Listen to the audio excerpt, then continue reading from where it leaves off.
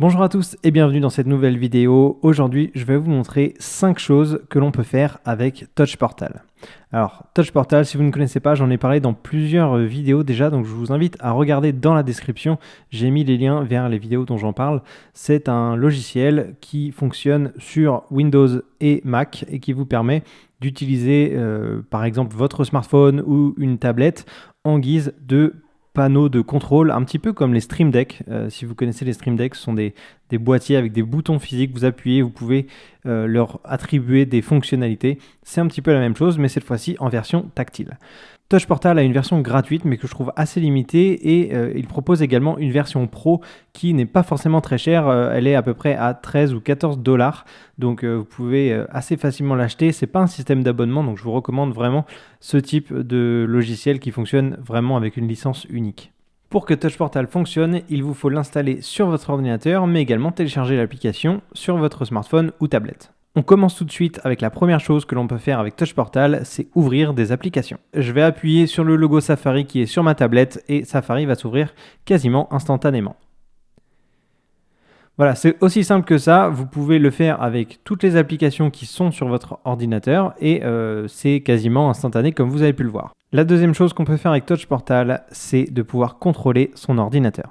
J'ai créé 2 boutons pour vous donner des exemples assez différents. Le premier va nous permettre d'ouvrir un dossier spécifique sur notre ordinateur et le deuxième bouton va nous permettre d'activer ou de désactiver l'audio de notre ordinateur. Donc tout simplement, si j'appuie sur le bouton NAS Photo, eh bien je vais tout de suite avoir l'apparition de mon dossier qui contient toutes les photos qui sont sur mon NAS. Pas besoin de perdre du temps dans l'arborescence, je peux très facilement y accéder. Et évidemment, vous pouvez le faire autant de fois que vous le souhaitez avec tous les dossiers que vous souhaitez.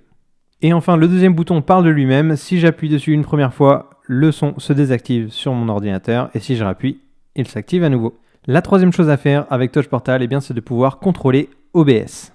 Alors j'ai déjà fait plusieurs tutoriels sur OBS et Touch Portal, d'ailleurs je vous invite à aller les regarder, ils sont dans la description. Mais là je vais vous donner un exemple très simple qui permet simplement de basculer entre les scènes 1, 2 et 3. On se retrouve donc dans OBS. J'ai 3 scènes, une scène qui s'appelle Cam Florian, Cam Invité et Side by Side que vous avez déjà pu retrouver dans des précédentes vidéos. Et moi sur l'interface Touch Portal, je les ai simplement nommées scène 1, 2 et 3, mais vous pouvez les nommer comme vous voulez. Et donc si je passe de la scène 1, donc Cam Florian, à la scène 2, eh bien vous voyez tout simplement en temps réel que je passe d'une caméra à l'autre, j'appuie à l'instant sur le side by side et je reviens à ma caméra, tout ça en temps réel avec Touch Portal, ce qui est vraiment très pratique.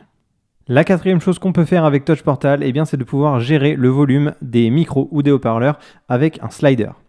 Alors en temps normal, on utilise beaucoup Touch Portal avec des boutons tout simples, donc ces carrés que je vous ai montré depuis le début où on peut appuyer dessus pour déclencher des actions. Mais là, on a un autre type de contrôle, il s'agit des sliders et vous allez tout simplement, si vous regardez la tablette, pouvoir ajuster le volume de mon haut-parleur de Mac, tout simplement avec le doigt. Donc je peux vraiment être très très précis sur le volume. Donc ça c'est pour le volume de mes écouteurs en fait, mais vous pouvez très bien, en étant par exemple dans OBS ou dans un appel visio, régler le gain, le volume de votre micro. Pour créer un slider, tout simplement, vous cliquez sur un bouton et vous allez en haut à gauche choisir entre Touch Button et Slider. En fait, vous avez la possibilité de créer l'un ou l'autre. Et donc, quand vous choisissez Slider, vous allez avoir uniquement les actions possibles avec ce type de bouton.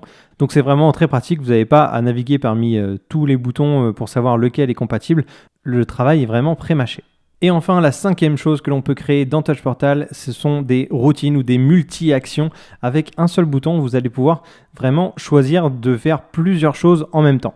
Là, en l'occurrence, j'ai décidé pour cette routine de créer un fichier texte qui s'appelle « Aujourd'hui », d'attendre quelques millisecondes, ensuite d'ouvrir ce fichier, de baisser le volume de mon ordinateur à 15% pour ne pas être dérangé si jamais j'avais de la musique ou une vidéo en cours, et ensuite de démarrer l'application Safari si je veux commencer à faire des recherches. C'est vraiment un exemple lambda, c'est pas forcément un exemple que j'utilise, mais c'était pour vous donner et vous montrer le schéma d'un bouton comme ça, où vous allez pouvoir additionner en fait plusieurs actions et mettre même des timers entre chaque si besoin. Donc on va juste appuyer sur le bouton routine, voir ce que ça donne. J'appuie donc sur le bouton routine maintenant et là vous allez voir l'enchaînement des actions qui se fait. On a Safari qui vient de s'ouvrir, on voit le volume qui est passé à 15%. Et si on va dans l'application TextEdit sur Mac, vous voyez un fichier texte vide qui s'appelle aujourd'hui, qui a bien été créé et où je peux commencer à écrire les choses que je veux faire aujourd'hui ou une inspiration ou quelque chose pour ma journée.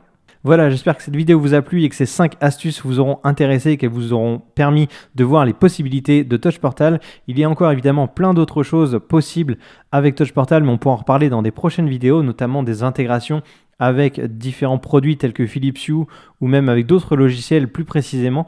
Dites-moi en commentaire si ça vous intéresse d'en savoir plus et moi je vous dis à très vite dans une prochaine vidéo.